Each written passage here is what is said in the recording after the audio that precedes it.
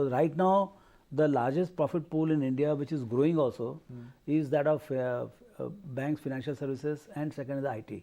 Okay. IT has had the most dramatic profit pool expansion from 2000. In 2000, it was not even a percentage of the total profit pool. Today, it is more like 15-17% and growing. And there is no year when it has not gained little share. So, my sense is IT story is much bigger. You don't have to stick to the current set of those top big companies. They might give you 10-15% index return or something like that. But below that, there will be a lot of companies which will try to come into the big league.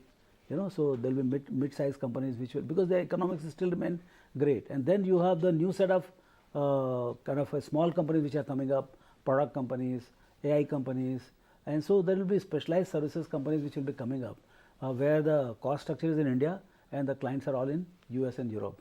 So I think that business model has huge potential. We have done in last 20 this is a 23, 24 years story of Indian IT. And first $100 billion took about 20 years to get it, and next $100 billion came in just about 8-10 years. The third $100 billion, I'm not talking about a small number. Third $100 billion, I believe, is going to come in 4 to 5 years. So that's the nature of expansion, and there, the players who are going to be disproportionately large, I think they'll make it, and we should be aligned to that. A couple of years ago, you made this very famous presentation, the next $1 trillion opportunity. That was in 2008 we made exactly. that. Yeah. So if you have to make that presentation again, I'm sure the contours would change. So if you have to make that presentation for next 10 years, how will that presentation start? How will that presentation end? No, one is that starting scale. When we did in 2007, it was $1 trillion. We have already gone from 1 trillion to 3 trillion. So a lot of things what we said at that point of time, we should examine whether they turn out to be so. So clearly the discretionary spend, when you go from say 3.5 to 7 and 7 to 10 in next 10-12 years, that's the journey. Now one has to believe that this journey is bound to happen. Like 90%, I would say 90-95% probability that this is going to happen. So we are there. Now we have to see how to encash on that. How do we position? First thing is we have to be, if go by my 100% allocated in equity. Okay. So at least that don't time the market. Don't time the market. 10-12% index return must come to us. So that is one thing. Now within that, there will be a lot of opportunities of value migration and market share gains, because digital power, digital economy is not very democratic. It's very consolidating. So winner takes it all. Even in a very not digital businesses, like say food delivery, there are only 2 guys to start with. They have not made a penny, and yet there are only 2 guys. So all the profits of this particular industry will be taken by 2 guys. So like that, we are going to see, say banking. The banking pool, profit pool this year is upwards of 2 lakh crores. Okay, and in next 5 years, it will be more like 4 to 5 lakh crores. In 10 years time, could be about 10 lakh crores. In that profit pool, who is going to win? So there will be some digital players coming in, and they will make it very big in next 5-7 years. Now, who is that guy? Who is that successful guy who is going to make it? That one has to spot. But I am quite sure in this spaces, some digitally powered companies will come and compound at 50, 60, 70%. And what for HDFCs of the world, which itself has done wonderful job at about 25% compounded. If you take it to 35%, at 35% it is just double. Huh? Yeah. Compounding at 25 and compounding at 35 is just double the pace.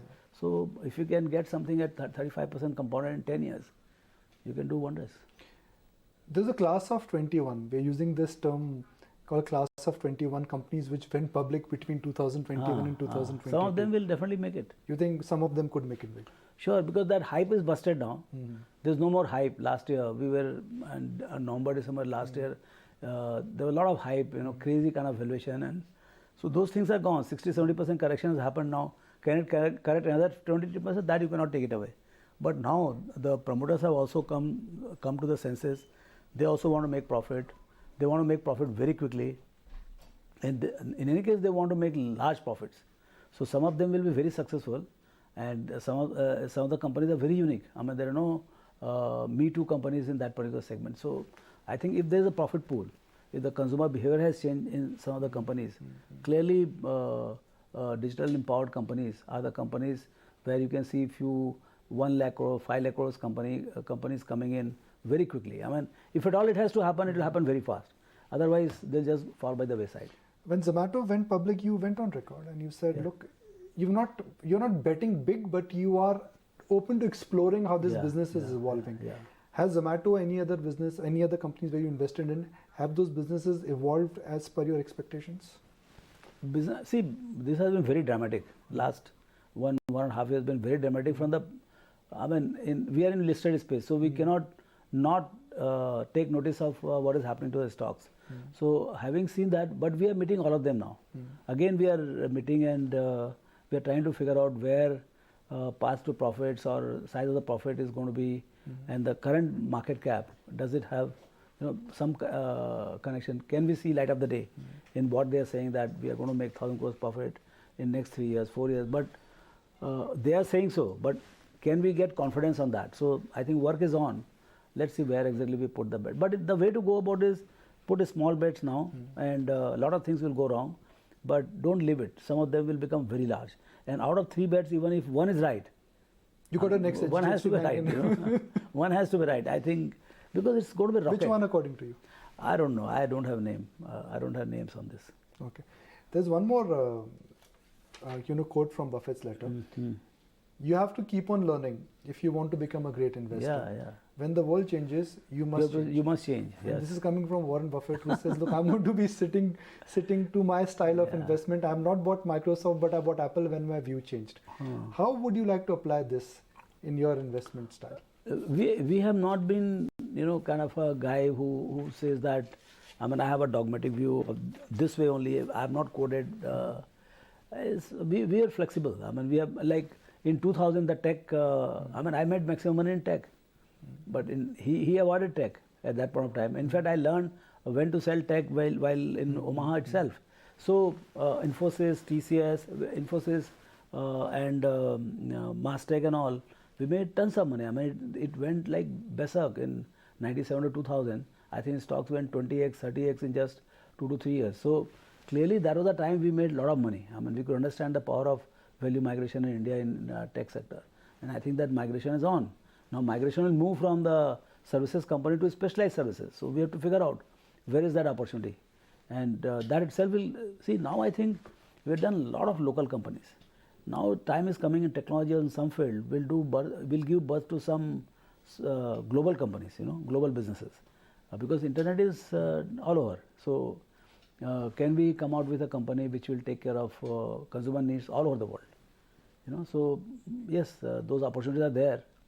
Let's see. I mean, opportunities are going to come from the conventional, because you're going to go from 3 trillion to 10 trillion in next 10 years flat, and that's almost $1 trillion every year. So that's a big opportunity, and we have to figure out which are the, see, you need 2 things. One is the business tailwind is there in almost all of them. Where is the management tailwind? What you need to figure out is that which are the competent, honest, hard-working, passionate managements who are there.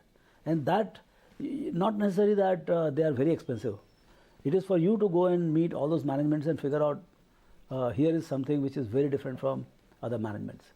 I'm going to get 2 graphs up right now. First, QGLP, a thesis or a theorem which we've discussed with Raamdeo ji time and again. But there's something very interesting which we've discussed and we don't talk about it, which is that a great business multiplied by a bad management is 0, and a great management multiplied by a bad business is also 0. That is the importance I think Buffett is also talking about in the newsletter. If India is becoming more like an asset class now, because globally everything is in shambles, why have Indian markets not given any return? At least the index has not given any return from last 16, 17 months now. Now, after talking for very long term, now you come down to a few months. That's my job. So no, it happens. I mean, if you examine 16 months before that, you had a bumper return. So obviously it was way away. So there is always reversion to mean, and the stocks cannot fly. You are already trading at almost, you're the most expensive emerging market. You are trading at upper end of your own valuation at about 20, 21 PE.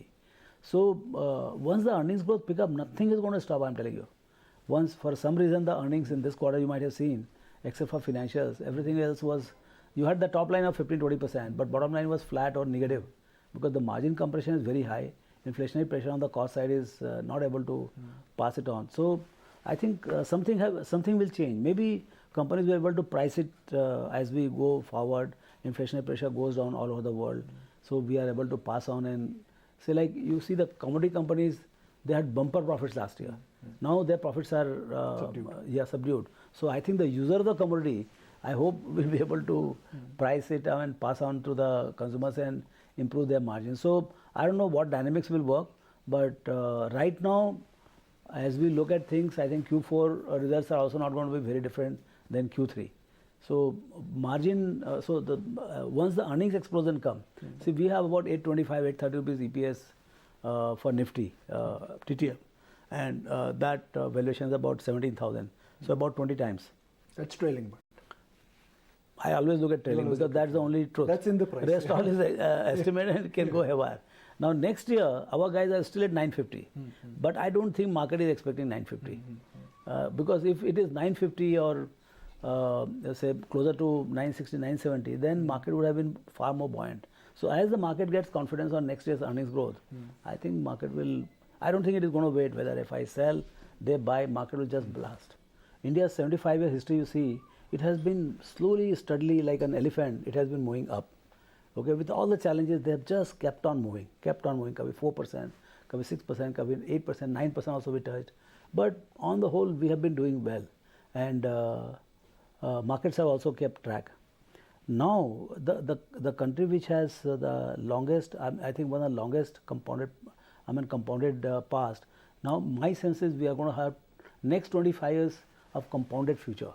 Now, what does that mean? India, as we stand today, we are talking about 10 to 11% kind of a nominal GDP growth rate.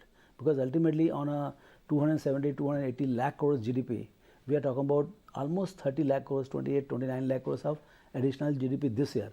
On that you have a 10% compounding every year.